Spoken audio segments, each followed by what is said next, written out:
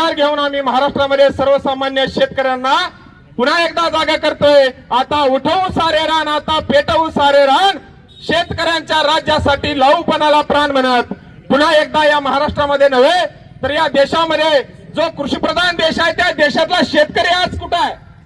आज माझ्या काही माता भगिनी या ठिकाणी आहेत। सरकारने स्वार्थापोटी तुम्हाला लाडक्या बहिणी म्हणलं, ते थोडेफार पैसे दिले म्हणून कुठली बहीण लाडकी होत नाही। अरे खोकी घेऊन डोकी विकणारे नेते या महाराष्ट्रामध्ये आपण सगळ्यांनी पाहिले, पण वेळ प्रसंगी डोकं फोडून घेऊन या माझ्या बहिणींचं कुंकू वाचवणारा एकमेव नेता, ज्या नेत्याचं नाव आहे राजू शेट्टी साहेब। अरे मग अशा नेत्याच्या मागे आपण ताकदीनं कधी उभं राहणार आहोत? या नेत्यांचा हात आपण कधी बळकट करणार आहोत? हा प्रश्न घेऊन आम्ही सर्वसामान्य शेतकऱ्यांच्या मध्ये जातोय। आज सन्मान्य अनिल पवार साहेबांच्या नेतृत्वाखाली गेली 3 वर्ष आल्याची लढाई आपण सगळेजण मोठ्या ताकदीनं लढतोय, सांगायला अभिमान वाटतो। अरे प्रस्थापितांच्या विरोधात लढत असताना ही लढाई काही सोपी नाहीये। त्यांच्या वाड्यांसमोर जाऊन सर्वसामान्य शेतकरी कुटुंबातली आम्ही सगळी पोरं लढत असताना अनिल भाऊंना धमकी आली, शेट्टी साहेब आली व्यापारी म्हणत होते आमच्या कमरेला पिस्तूल आहेत, आमच्या नादाला लागू नका। अरे त्यांना सांगितलं पिस्तुलीचं भ्या कोणाला दाखवता?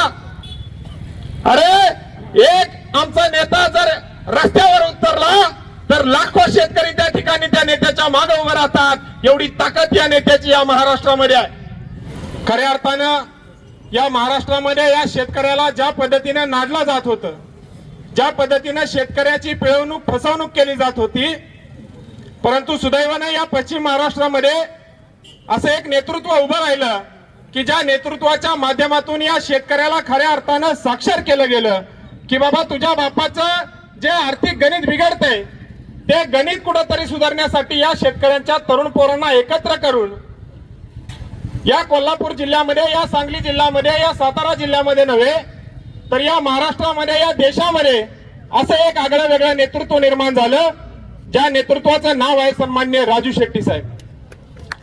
सांगायला अभिमान वाटतो। महाविद्यालयीन जीवनामध्ये दिल्लीमध्ये शिकत असताना एकदा संसदेमध्ये गेलो होतो। अनेक खासदारांची भाषणं झाली, वेगवेगळ्या विषयावर चर्चा चालू होती, परंतु एक खासदार असा उठला की जो खासदार माझ्या बापाच्या टोपल्याची लढाई त्या ठिकाणी लढत होता। अरे माझा सर्वसामान्य शेतकरी कशा पद्धतीने सुखावला जाईल, त्या शेतकऱ्याची पत्नी, त्या शेतकऱ्याची मुलं, त्या शेतकऱ्याचं कुटुंब कशा पद्धतीने उभं राहिलं पाहिजे यासाठी लढाई लढणारा एकमेव खासदार त्या ठिकाणी पाहिला आणि मग ठरवलं की या नेत्याच्या विचारांमध्ये ताकद आहे, या नेत्याच्या कार्यपद्धतीमध्ये या प्रस्थापितांना झुकवण्याची हिंमत आहे आणि असा नेता त्यामध्ये संसदेमध्ये लढण्यासाठी पाहिजे हा विचार। आज दुर्दैवानं असा एकमेव राजकारणी कुणी दिसत नाही की ज्या राजकारण्याच्या पायावर नतमस्तक व्हावं असा राजकारणी एखादा दाखवा मला। पण सांगायला अभिमान वाटतो, मागच्या वर्षी अनेक जण साहेबांवर टीका करतात, साहेब तुम्ही मशाल हातामध्ये घेतली असती तर कदाचित तुम्ही संसदेमध्ये असता। पण साहेब म्हणतात कदाचित मशाल मी हातात घेऊन खासदार मी झालो असतो, पण माझ्या सर्वसामान्य शेतकऱ्यांचे प्रश्न त्या ठिकाणी पक्षीय बेड्यांमध्ये अडकून मी प्रामाणिकपणे मांडू शकलो नसतो। सर्वसामान्य शेतकऱ्यांसाठी निष्ठा असणारा, प्रामाणिकपणे लढणारा असा नेता। मग उसाची लढाई, आल्याची लढाई, ही सगळी लढाई लढत असताना देशमुख बापू तुम्ही खऱ्या अर्थाने पाण्याची लढाई या भागामध्ये जर लढला नसता तर हा उसाचा आल्याचा बेल्ट या ठिकाणी उभा राहिला नसता। आणि म्हणून अमृताचे खरे नाही, सत्य फक्त पाणी आहे हे ज्याला कळले तो वेदांत्याहून ज्ञानी आहे। खऱ्या अर्थाने या भागाला पाण्याची गरज आहे हे जाणून या बापूंनी या भागामध्ये पाण्याचं आंदोलन उभं केलं।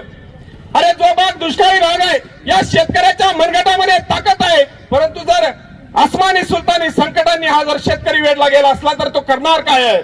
आणि म्हणून पाण्याची लढाई महत्वाची आहे, आल्याची लढाई महत्वाची आहे, उसाची लढाई महत्वाची आहे। या सगळ्या लढाई लढत असताना मात्र शेतकऱ्यांनी शेतकरी म्हणून एकत्र येणं तेवढंच महत्वाचं आहे। अरे छातीवर लाल बिला लावून या सर्वसामान्य शेतकऱ्यांची पोरं या महाराष्ट्रामध्ये लढतायत। ही लढतायत कुणाच्या ताकदीवर? या सर्वसामान्य शेतकऱ्यांच्या ताकदीवर लढतायत।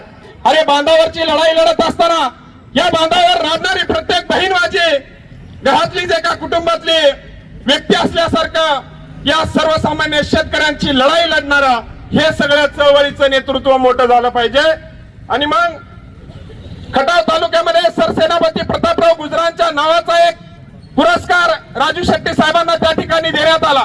साहेबांनी सांगितलं, अरे मला माहित आहे या प्रस्थापितांच्या विरोधामध्ये लढत असताना कदाचित माझं डोकं रक्तबंबाळ होणार आहे, पण येणाऱ्या शेतकऱ्यांच्या तरुण पिढीसाठी मी या टकरा घ्यायला तयार आहे. आणि या टकरा घेत असताना मला माहित आहे कदाचित या प्रस्थापितांच्या विरोधामध्ये लढताना आज मला यश येणार नाही, पण उद्याचा माझा शेतकऱ्याचा पोरगा स्वाभिमानाने उभा राहायला पाहिजे. ही लढाई मात्र तळमळीने लढण्यासाठी पुन्हा एकदा जाता जाता आपला सर्वांना आवाहन करतो. दिला एकदा शब्द मागे न घ्यावा, पुढे घेतला पाय मागे न घ्यावा, दिला एकदा शब्द न पालटावा, वडे जो स्वयंभू शिवाजी पथाला, मराठा म्हणावे अशा वागराला. असे आज हे दोन्ही सत्कार मूर्ती अगदी तोला मोलाची अशी नेतृत्व आहे, ज्यांनी पाण्यासाठी संघर्ष केला.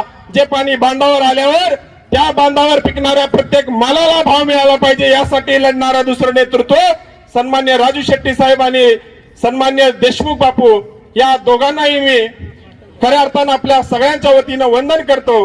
आणि पुन्हा एकदा आता उठवू सारे रान, आता पेटवू सारे रान, सर्वसामान्य शेतकऱ्यांसाठी लावू पणाला प्राण एवढाच आवाहन या ठिकाणी करतो आणि थांबतो. जय हिंद, जय महाराष्ट्र, जय स्वाभिमान.